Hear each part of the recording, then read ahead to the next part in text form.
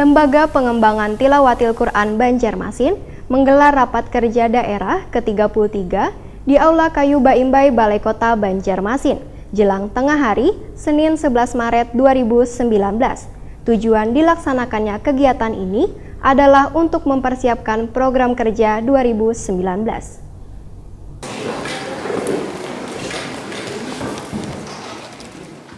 Lembaga Pengembangan Tilawatil Quran LPTQ Banjarmasin menggelar rapat kerja daerah Rakerda ke-33 di Aula Kayu Baimbai Balai Kota Banjarmasin jelang tengah hari Senin 11 Maret 2019.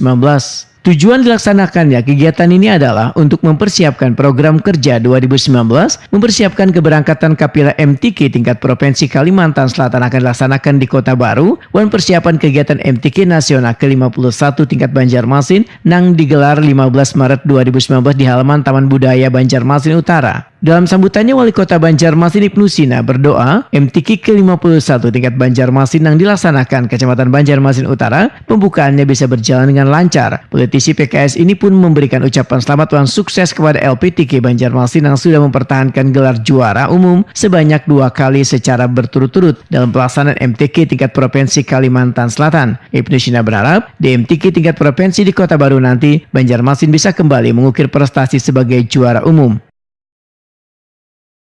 Mengikut sertakan juga dalam lomba-lomba yang memacu mereka untuk bisa lebih berprestasi lagi. Terkait dengan harapan tersebut, saya minta LPTQ Kota Banjarmasin khususnya dan juga LPTQ tingkat kecamatan terus-menerus bekerja lebih keras untuk melakukan pembinaan secara berjenjang dan menemukan kori-kori yang berkualitas.